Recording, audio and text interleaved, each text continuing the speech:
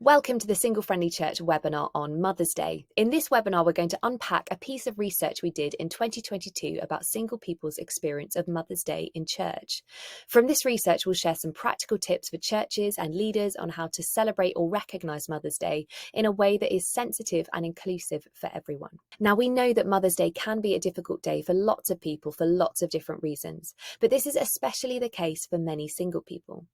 But Single Friendly Church wanted to get a clearer picture of what's happening now and hear up-to-date real-life experiences from single Christians. So last year, in February 2022, we ran a survey. Now, this was a very informal survey because of the small number of respondents. We had 83 single Christians respond, and we wanted to know about their previous experiences of Mother's Day in church. Did they feel included or excluded, and why? So I'm just going to quickly run through the results now. So the first question we asked people was, does your church hold a Mother's Day or Mothering Sunday service? And 88% of respondents said yes, and 12% said no. The second question was, in your most recent experience of Mother's Day in church, did you feel that it was inclusive?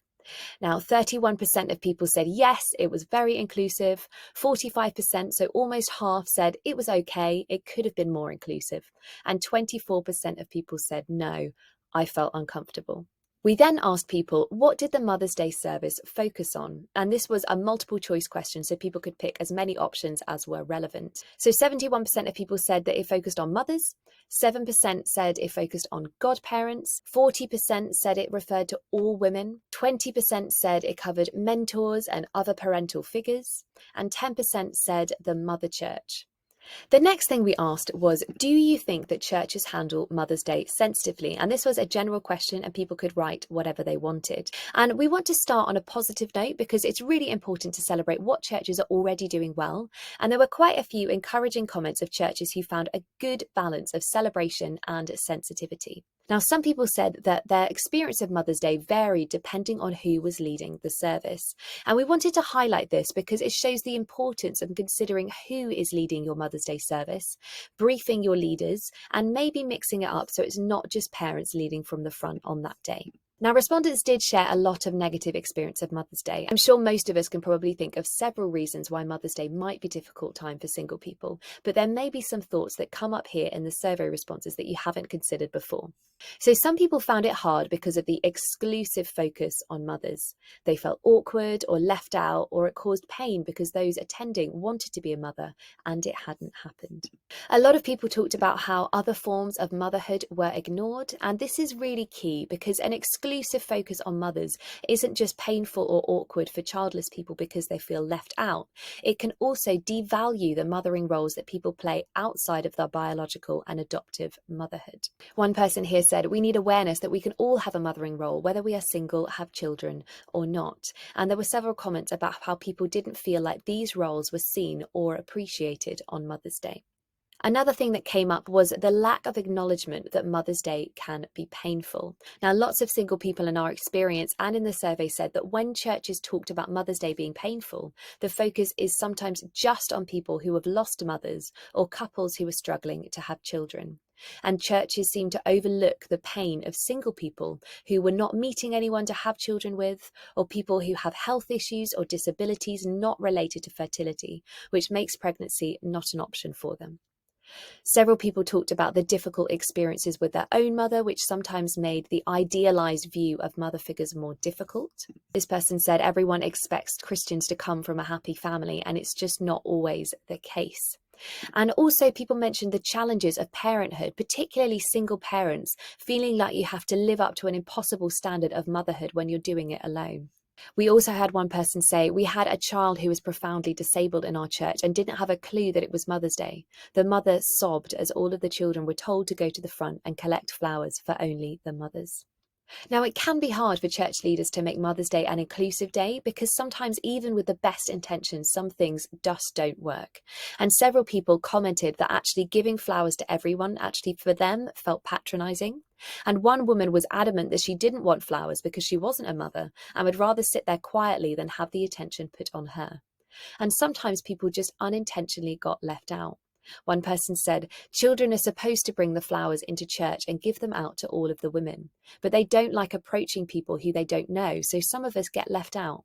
Now, there's no easy solution to this, but it is worth being aware of these things when planning our service. And finally, the thing that came up the most, and the thing that we've heard a lot over the years, is that people just tend to avoid Mother's Day services altogether because it's just too painful. So that is an overview of some of the experiences that single people shared with us. But the good news is there are lots of positive things we can do as churches to make Mother's Day services a comforting and uplifting time for everyone, including those who find the day difficult. And we asked single people for their suggestions of what has worked well in the past for them.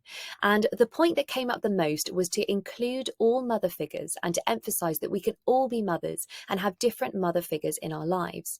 For example, godparents, mentors, family friends, children's workers, and so on. We also had this quote from a teacher: "I am a school teacher and sometimes I feel like I'm a second mum to the children. Please can we recognise that all women can be a mother to someone or some people and not just biological mothers." Another person said, "We have speeches from women of all different situations: single mothers, godmothers, mothers who have adopted, female mentors, and spiritual mothers." As we mentioned in some of the reasons Mother's Day has caused pain, it's also important in our services to recognise that pain of Mother's Day. Lots of people mentioned about praying inclusively. Some people suggested bringing this up right at the start of the service, acknowledging straight off the bat that Mother's Day can be difficult for many people, so that those people in the congregation feel seen and understood right from the start of the service, and they feel like the service will be a safe place for them and for their feelings. People suggested having a moment of reflection for those who are grieving, and this is partly for those who have lost mothers and children, but also for those who are grieving the children that they never had, or that grieving the mother that they never had growing up. Lots of people commented on the general lack of awareness of those who are single or childless in church, and how this perpetuates the difficulty of Mother's Day. There were several people who talked about the focus of Mother's Day services being on parents and families as usual. It's just another service for them where single people feel overlooked and undervalued. And there are obvious solutions for this, which is why becoming more single-friendly is so important. And single-friendly churches have lots of resources to help your church do this, including our 5 steps and our church audit. And in our experience, many of our methods also help churches become a place where childless couples feel more included and supported as well.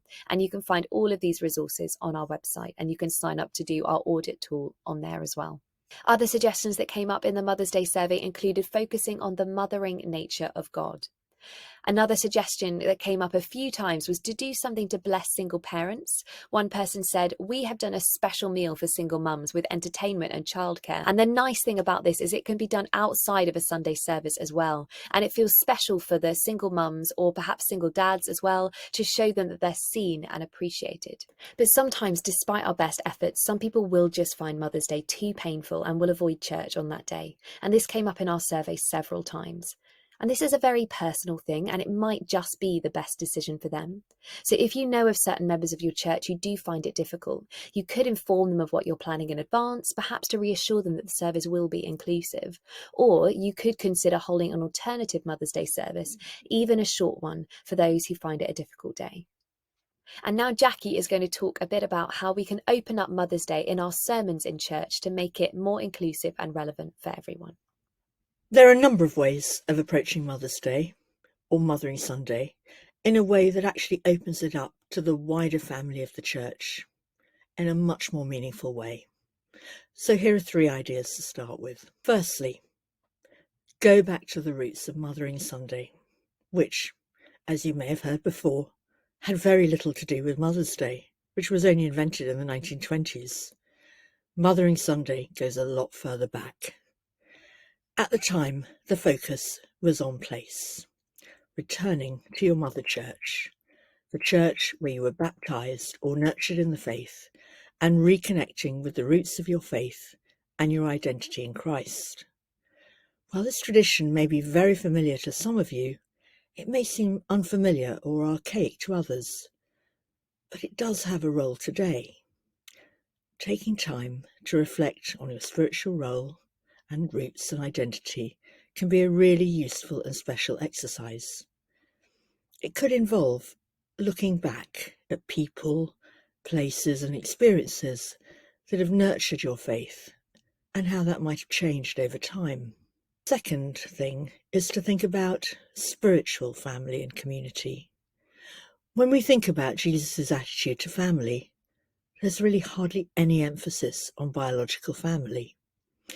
Consider Luke 11. Happy is the mother who nursed you. Happy are rather those who hear God's word and put it into practice. Luke 8. Who are my mother and brothers? Spiritual family. Or when Jesus forms the first Christian community by saying to John, the beloved disciple, "This is your mother," and to Mary, "This is your son." The emphasis is on the nurturing and caring roles we have for each other rather than biology. It could be an opportunity to reflect as a church on how we form spiritual community. Especially because when we think about family and church, we often reduce the concept of family to private biological silos, which are celebrated and difficult to join in with. Perhaps following Jesus' example, there are experiences of spiritual families and people with a faith-nurturing role that we could highlight. For example, godparents, or Sunday school teachers, or people who host parties and invite everyone. And thirdly, Mother's Day as a turning point in Lent. It's exactly halfway through, so it marks the point when we start turning towards the cross. This gives us that really gorgeous passage to reflect on, where Jesus turns to Jerusalem and says how he has longed to gather Jerusalem into his arms like a mother hen. This could let us reflect on how God is mother-like and nurturing, which takes the idea of being maternal away from biology. But it could also provide an opportunity to consider God as a rejected or frustrated mother, or someone who longs to be a mother but isn't, and that would broaden the scope of conversation to include more people. By turning towards the cross, we also have the opportunity to start to reflect on Mary after she has lost her child, and on others who have lost and didn't have a longed-for child. Further lines of thought. What about motherhood in the Old Testament? Where has the idealized view of motherhood come from? Think about the family units in the Old Testament. And perhaps focus on all the mothers, all the women highlighted in the genealogy of Jesus. Sarah, the wife of Abraham, Rebecca, Tamar, Ruth, Rahab, and of course Mary. A very mixed lot with very unique stories. So that's just a few ideas to explore, and I'm sure you can find others. It's about thinking beyond, wider, and deeper. And finally, there are lots of other resources around opening up Mother's Day that are aimed at churches, including from the charity Home for Good, who work in the area of fostering and adoption. They have some great ideas for highlighting alternative parenting and care roles that are significant in children's lives. And we also have some prayer resources on our website, singlefriendlychurch.com, as well. Thank you so much for watching. Please subscribe to our YouTube channel for more video resources and training, and we hope that whatever your church plans for Mother's Day, that it is an uplifting and healing day for everyone who attends. Thanks very much.